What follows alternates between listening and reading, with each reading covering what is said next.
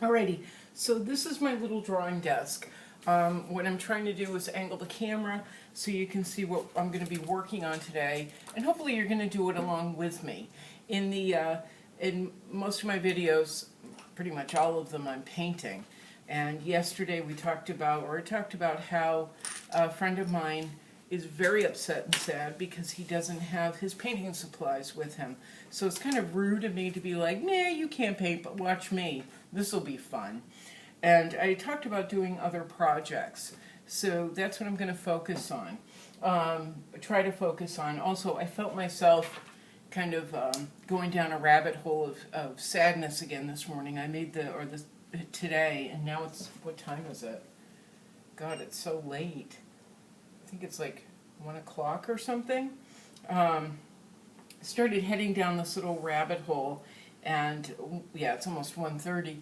Once I start going down that way, it's very hard for me to get out. It is Easter Sunday. We are in the middle of Passover, and normally on Passover, the past few years, I've been invited to a friend's house for Passover dinner. It's been lovely. We do Christmas, or they've been kind enough to include me in Christmas, blah, blah, blah. It's the owners of Chasing Gallery. And it's something,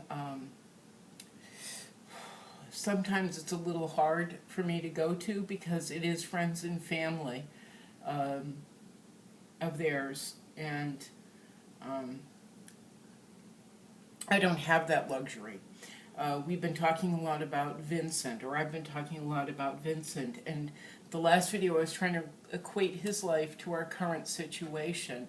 Poor little Vincent, doing his best to find his self-worth and his value, and trying to get people to understand his paintings. He was so driven to paint a particular way, and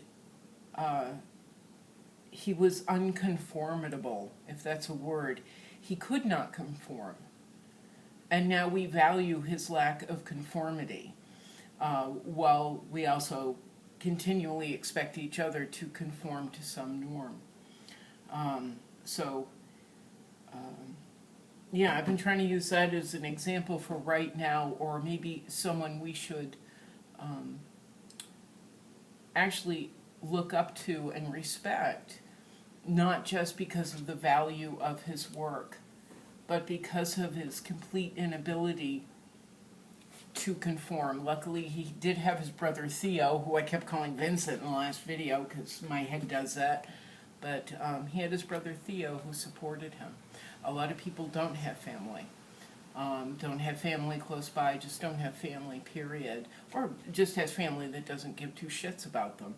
So, for whatever reason. And so I was headed down that little rabbit hole pretty energetically. And so I decided to turn on the new iPad and do produce some work. Pardon me. What I want to do is a project based, and I'm doing this on the fly, by the way. I had nothing planned out. I've been trying to plan something out for days, and I just keep going, nah. I think I'll turn on Netflix again. But instead of turning on Netflix and sitting on my bum and gaining a little bit more weight back, even though I'm not eating that much, I'm not exercising either. And that is part of having self-worth, is taking care of yourself. So anyway, I'm sitting at my little drawing desk and I'm looking around, and I have several tools that I use when I'm working on my book. And that's the project today is going to be based on my little book, Stories from Scootertown. I do these 3D illustrations, something I found last year when I was struggling with the ex-housemate. I started redoing my book for the 50th time and making 3D illustrations. Probably can't see it that well, but these are all illustrations where there are layers and layers and layers. They're just pieces on top of pieces, and I literally have hundreds of them. But while I'm sitting at my desk, I'm thinking about a couple of other things too, instead of just my sadness and my regrets and my frustrations and my fears and everything horrible in the world. I put in front of me material that has helped me a lot over the years. One of them is Maslow's hierarchy of needs, and this is a poor printout of it. But look up Maslow's hierarchy of needs and see how you're meeting your needs to feel like a self-actualized human being. Even in times like this, we can find ways, we can do it. Are your physiological needs being met? Do you have air, water, food, shelter, sleep, clothing, reproduction? Well, we're not all reproducing, but there we are. Maslow. Air, food, or air, water, food, shelter, sleep, clothing. If we have these needs met, let's check our next set of needs, safety needs, personal security, and I hope everyone is safe. Personal security, employment. Okay, that's a little iffy and we're getting on shaky ground with millions of people. Do we have resources? Do we have a way to fulfill our physiological needs? Do we have even laundry soap? Do we have basic things that can help us fill our physiological needs that make us feel safe in life? Love and belonging, and this has always been difficult for me, as it is with a lot of people, and especially right now. And I think this is why many of us are just feeling so completely lost. How can we belong to a society that is being divided, separated, and isolated? And this is one way, is we make a video or we watch videos of other people we share online. It is what we have. Another tool, another time I'm saying, use what you have. So we have online ways of feeling connected. The love and belonging, friendship, examples of love and belonging are friendship, intimacy, family, sense of connection. So that's what we work on. Online, when we don't feel a sense of connection, which if we have these even somewhat fulfilled, that brings us to our next level, esteem. Esteem is met with respect, self-esteem, status, recognition, strength, blah, blah. Sorry, I just blah-blahed through that. But esteem, and on top of the physiological needs being met, the safety needs being met, the sense of love and belonging being met, esteem being met. And right now we really have to rely on ourselves and build self-esteem. We become self-actualized. It's kind of zen-y and at the same time very desperate and really what we need to be fully grown adults or people, fully actualized people. Self-actualization is the desire to become the most that one can be. The desire to become the most that one can be. And right now, during COVID-19 and all the insanity going on around it, it's hard to be self-actualized. It's hard not to get lost in Netflix or feel desperately sad or wish we could have a world we just don't right now, or to have a life that we wish we could have right now.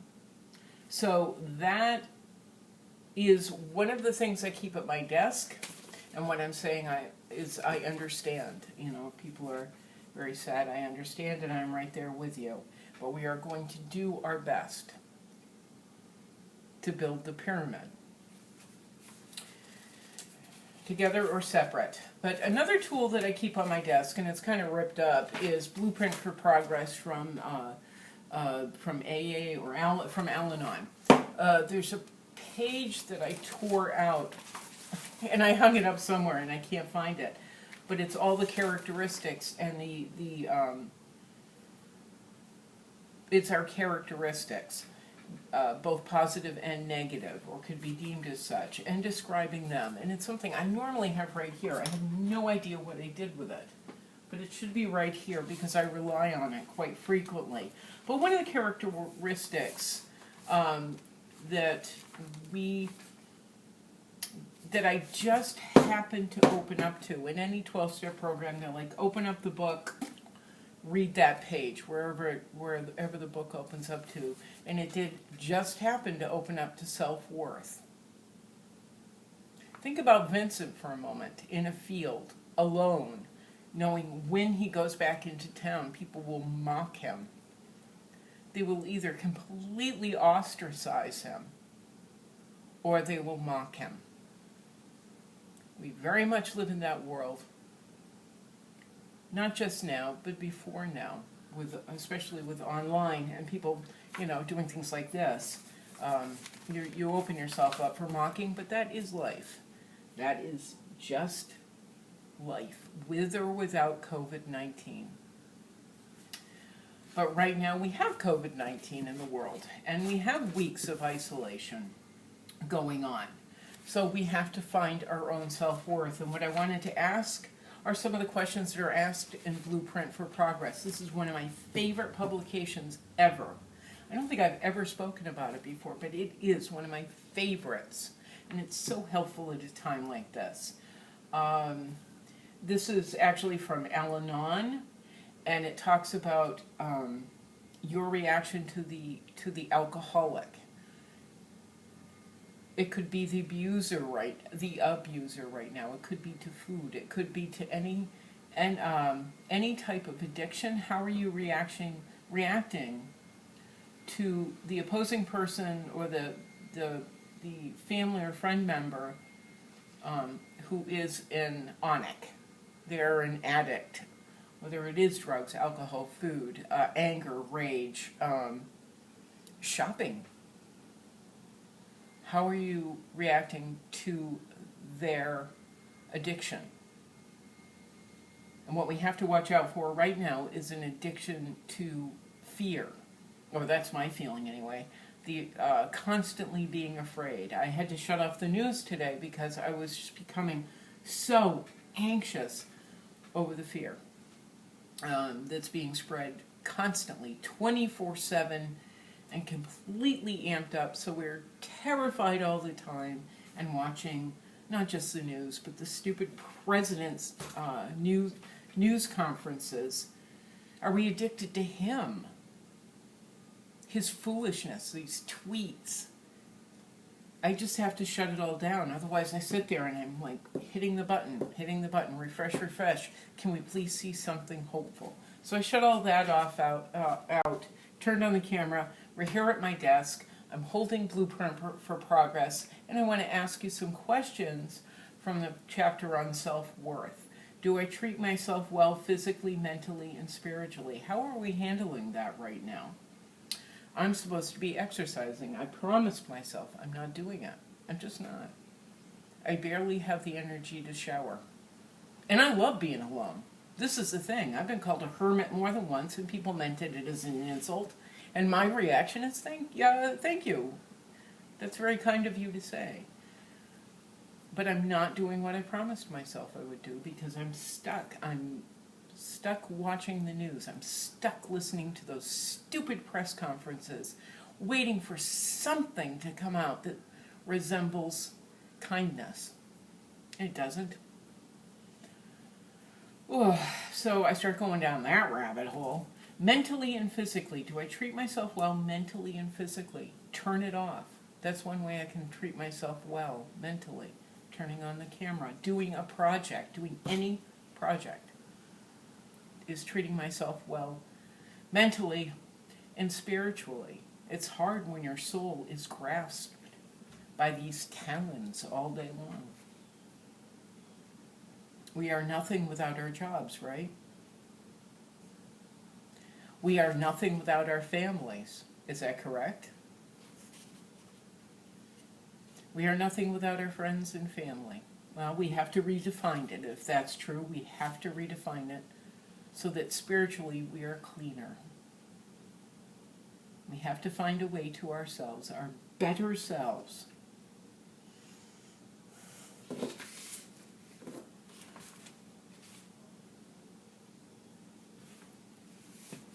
We have to redefine ourselves to self-actualization with the desire to become the most one can be.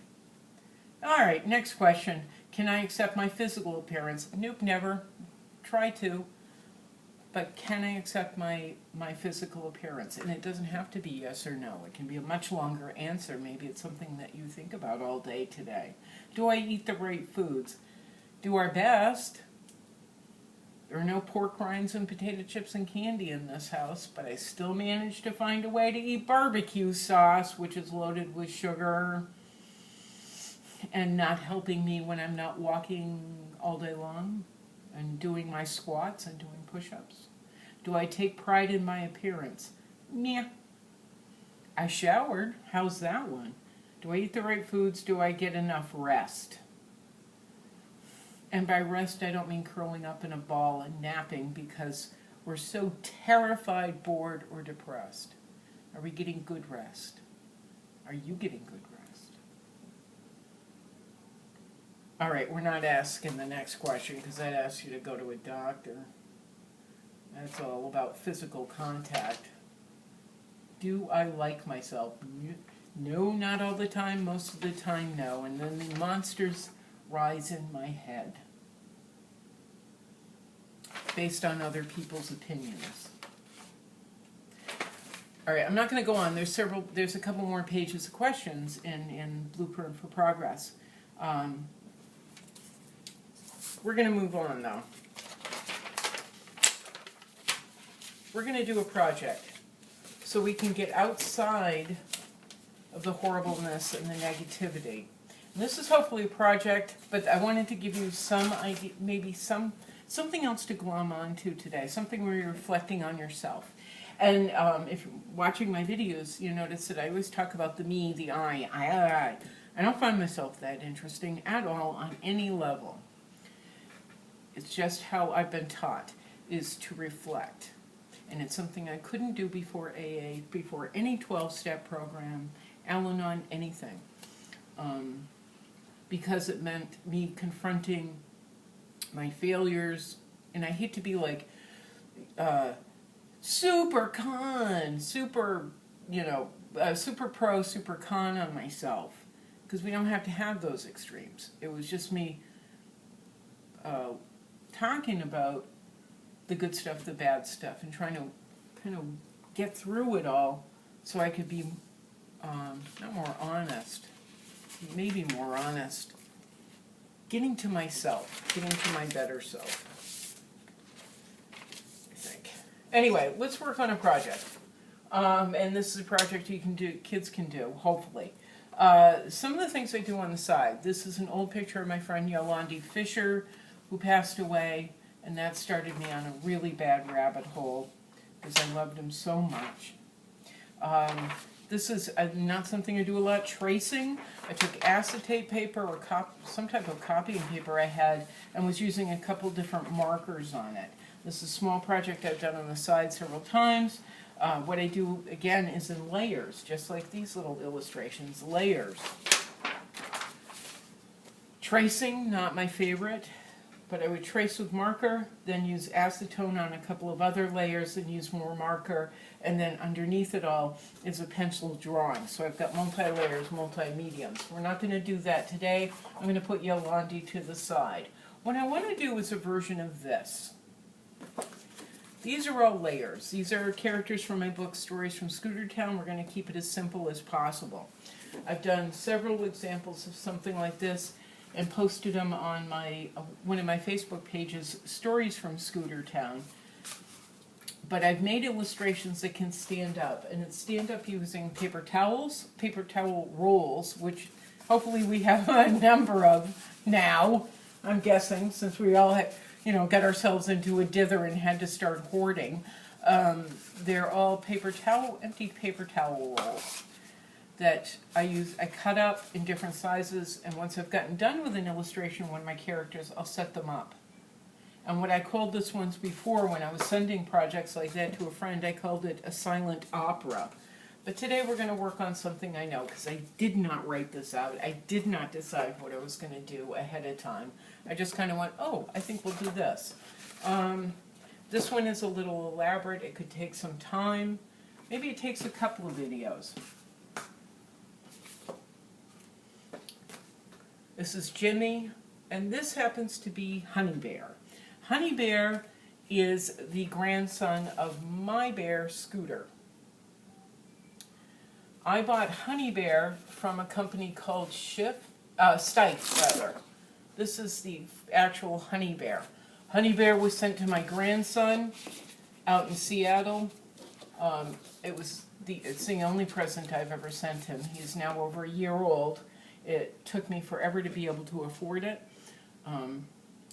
him, but I wanted Max to have a Honey Bear and associate it with Scooter, the grandson-grandfather relationship.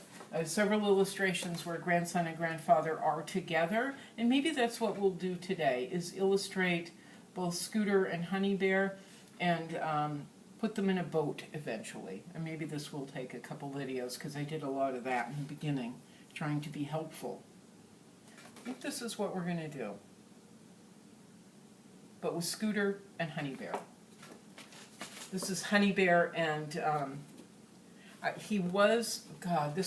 this character has had several different names. HB for Henry Baker, one of my son's oldest friends.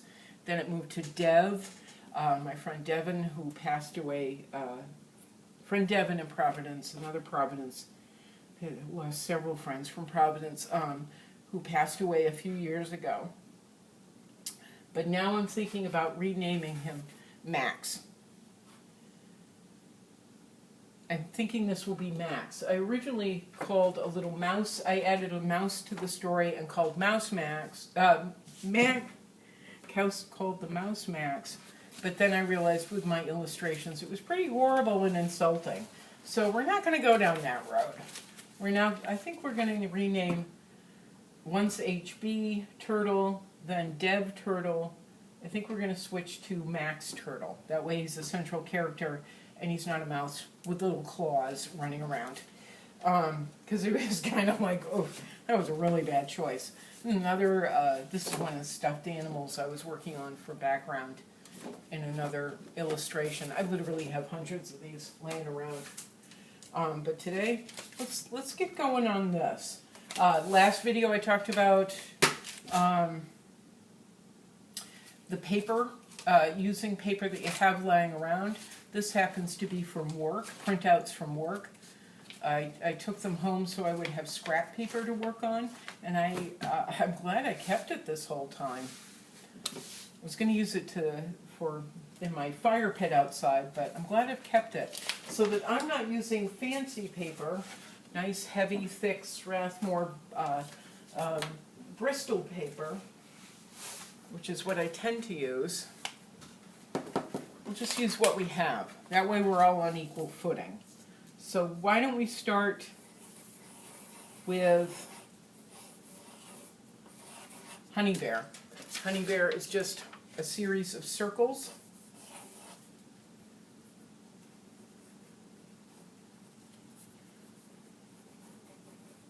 All right, circles and a couple of squares. Let me pick this up a little bit.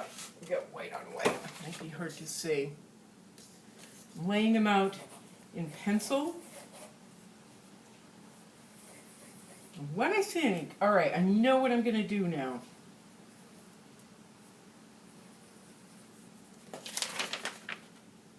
There he is. Circles, all right, circly, squarey things. Circle, just to the side. Little triangle right in the middle of his nose.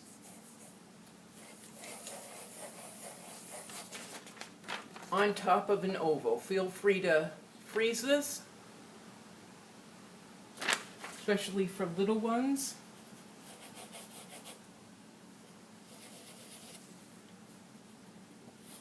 So they can copy.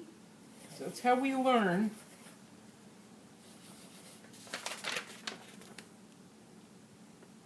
So it's a circle, little circly squares, circle, rectangle in the center, circle, oval, just an oval.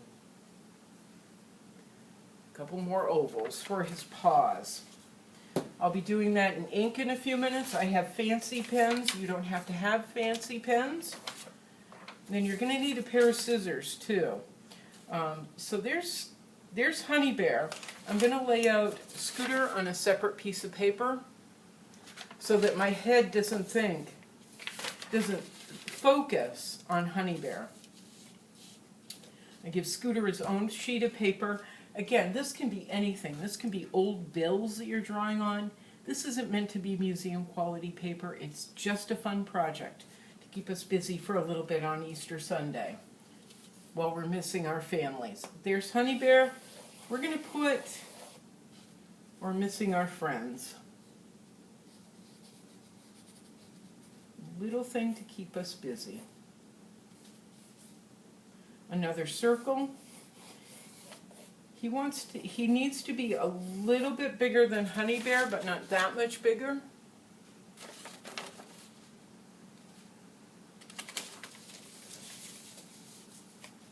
Put him on top of another oval where he's sitting kind of upright in the boat.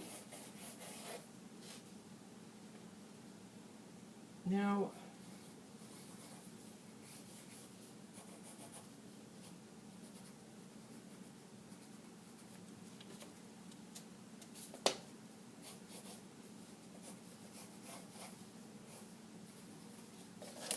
here we go again.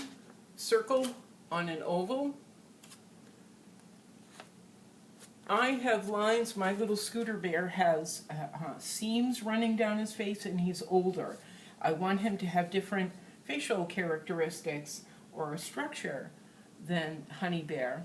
Honey Bear has no seams running down his face. He's fresh-faced. He's seamless. He has no wrinkles, not like me. Not like Grandpa Bear over here. Scooter has his seams running right down to the little rectangle nose, which is right in, sort of in the middle of the big circle. You don't have to get this perfect. It doesn't matter. It's fun. It's meant to be fun. We have a line for his arm. That's it. Line for his arm. And he's going to have hands. Now for Scooter, his hands will be actually separate. His hand will be separate so that it can be cut out because he's going to be holding the rudder of the boat. By the way, that's Jimmy. Jimmy used to be a little white boy, but then I got bored with him and really wanted him to to be relatable to a larger cross-section of children or people in general. So,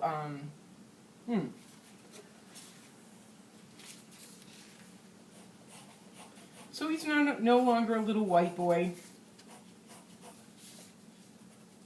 like Christopher Robin with a teddy bear for a friend. He is every child. Or, you know, not every child. We do the best we can do. We try and find characteristics that anyone can relate to in each character. Oh, I'm talking way too much.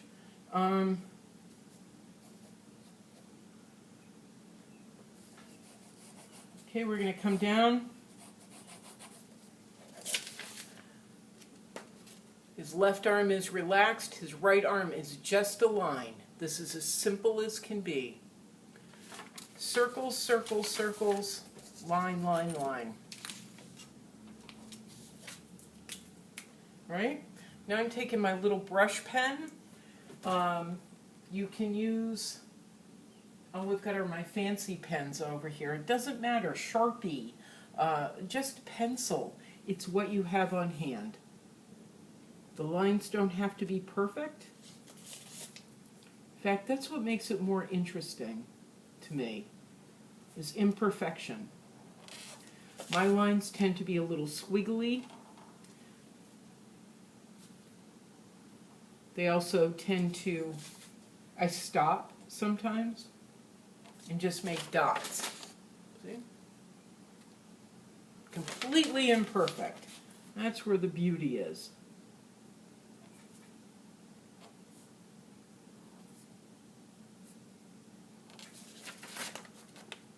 Imperfect.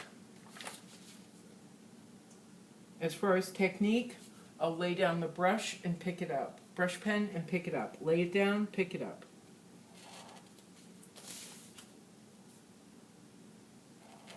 I don't always have the confidence to follow through on a particular line or circle, square, whatever the shape is. I don't always have that confidence. So I pick it up, let it bounce a little bit, push it down. We'll do it again over here on Scooter. Now, Scooter in my story is the mayor of Scooter Town.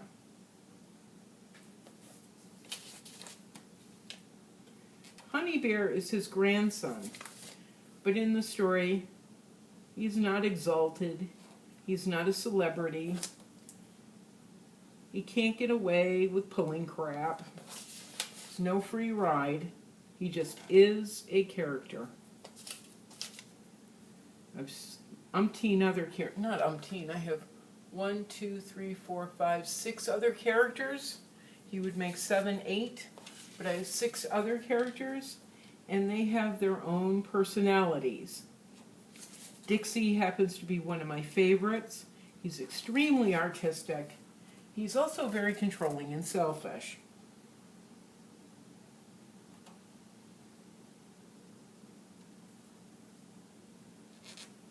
He is based on someone I happened to love from Provincetown, another person who passed away. We got a lot of that.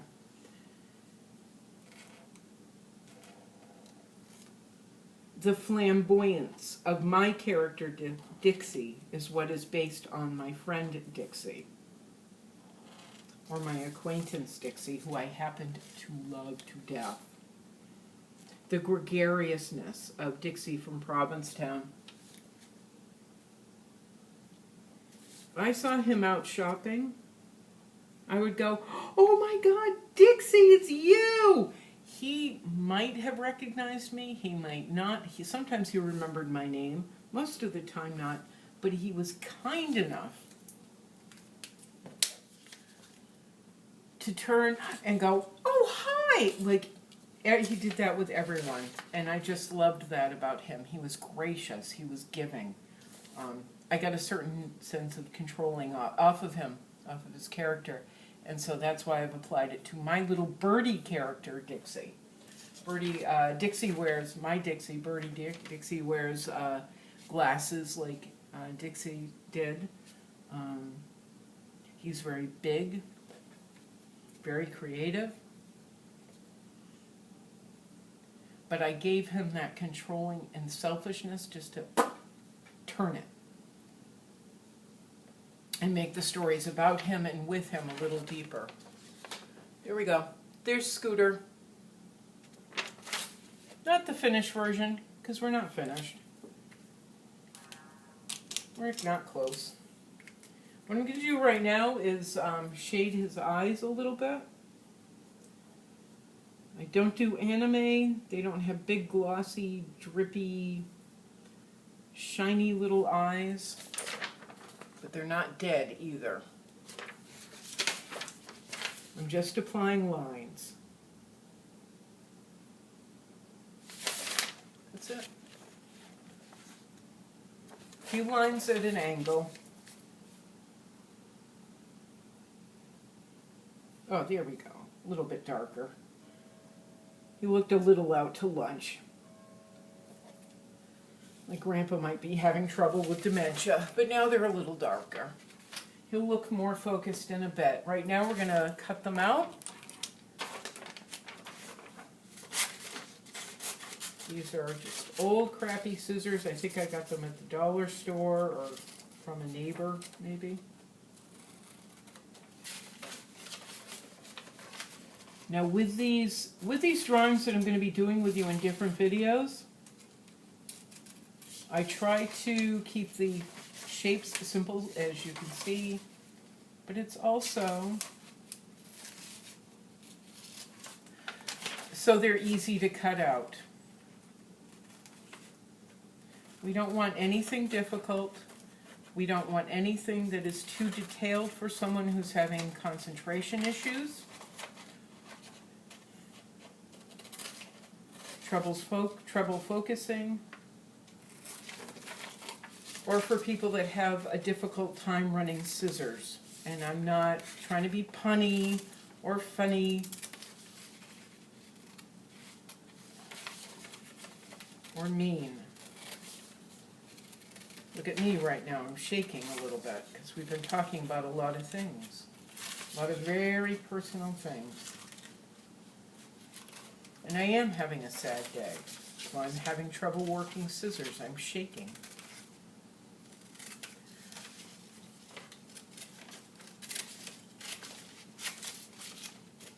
There. It's not cut exact, it's not cut tight, doesn't matter, none of it matters. The lines aren't neat and tidy, neither should the cutting be. The beauty is going to be in the beauty is going to be in the quote-unquote boo-boos. The simplicity.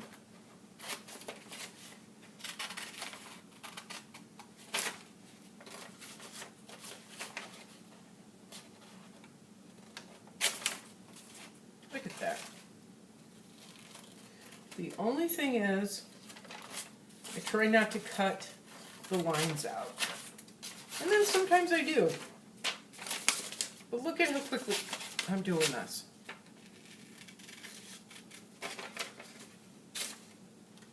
I'm not stressing about perfection, because the imperfections are what make it perfect, just like with people.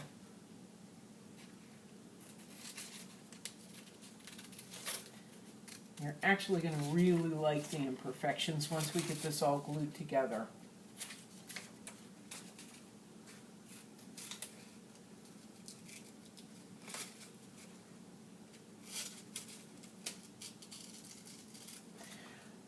Notice we're not using anything fancy other than my fancy pens, which cost anywhere from $3.50 at the most expensive stores to you can get them on sale for under $2. These are Faber-Castells.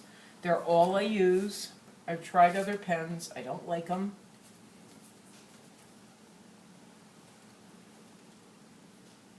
Get mine at Michael's always wants too much, but you can always get them with a coupon at Michael's. I've gotten them at AC Moore. I was shopping for them at a local art supply store because I like them and their prices are better than the big box stores, but they're closed.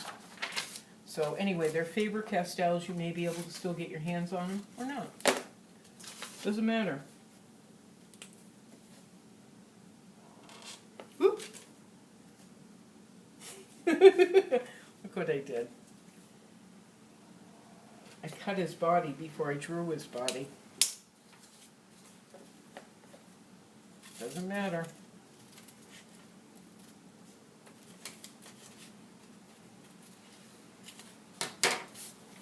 And I drew on that extra piece of scrap paper. Just grabbing another printout. I happen to have a lot because we have to do these daily reports at my job. Alright, so now we're going to build a boat for Grandpa. Grandpa doesn't look happy. Grandpa didn't look happy, so we're going to add a couple of lines to him. Notice he wasn't perfectly sketched out when we started. Right now he's looking a little psychotic. We can fix that. Grandpa looks a little psycho in that. But it's all okay. So far we've used 3 sheets of paper. it doesn't mean that these are going in the garbage, because these can be used later for other things. We're going to set these two in a boat. This is going to be a third piece of paper.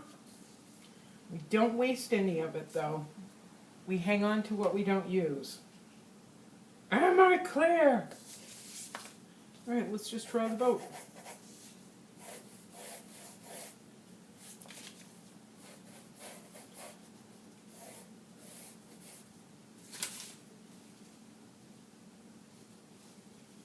We want it. Ooh, Grandpa's huge in this.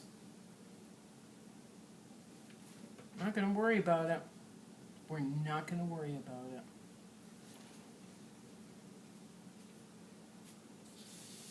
This is not a big deal.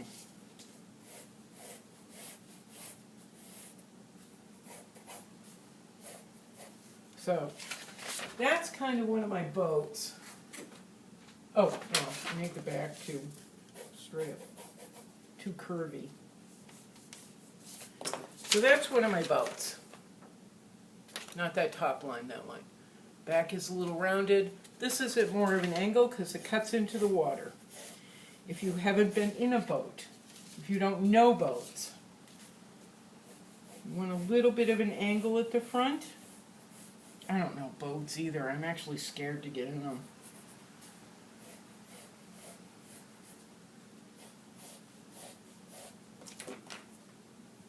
I don't like the way they move. I also, okay, I'm going to share something with people. I'm going to share something with you guys. Not you guys, I hate it when people say that. I'm going to share something that I don't share with a lot of people because it's a weird phobia. Look at my lines. I'm going in with dark lines. Look. Pressing down with the pen, skip, skip, skip. Skip, skip, skip. Pressing down, and probably skip some more. Because we're looking to build the imperfections. Way more interesting than perfect lines to me. It says more about the person drawing, adds more character. So here's my little phobia about boats. I'm not really afraid of sinking. I do get seasick, which is ironic because I grew up on Cape Cod, which is a peninsula out in the middle. It sticks out in the middle of the ocean off of Massachusetts. They love boats and seafood, and that's why people live there. I was born there, native Cape Codder. Family was there hundreds of years. I don't like getting in boats.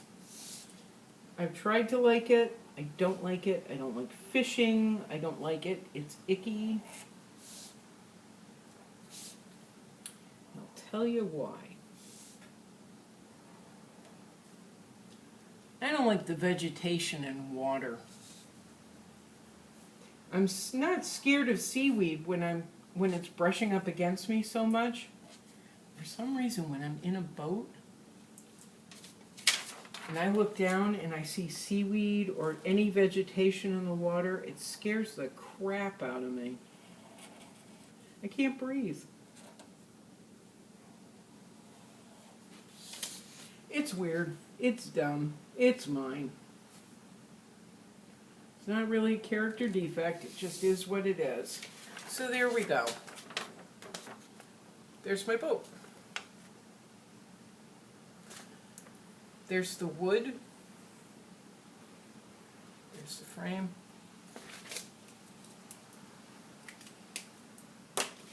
You put in as many lines as you like. You make it the shape that you like. It doesn't matter.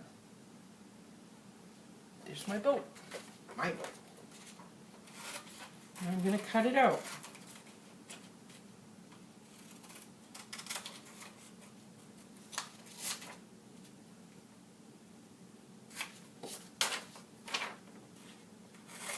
Oop, I just cut into my boat. Look at this. Look at how crappy I am at this. I shouldn't say that. Again, I'm not striving for perfection. Don't care. Do not care in the least. If you so desire, you may cut tight, make it clean.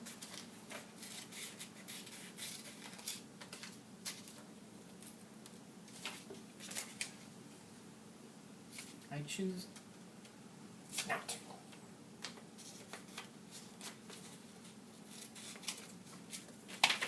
Alright, so I still got the pencil lines, erasing them off with my big fancy eraser.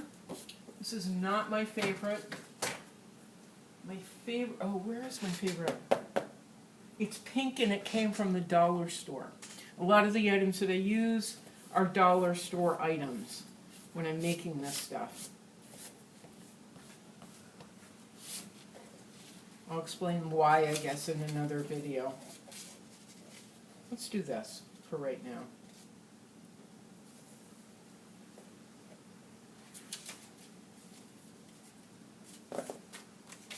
I'm going to cut up around his paw.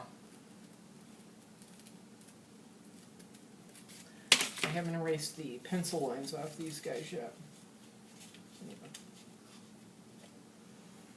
Can we see?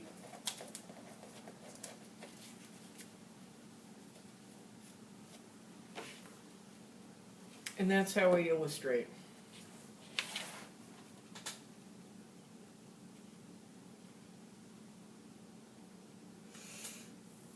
Okay.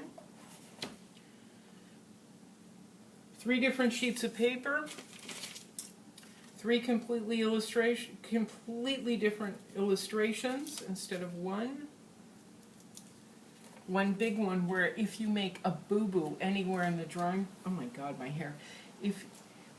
What I don't like about illustrating on one piece of paper, you make a boo-boo in one section, you got to start all over again.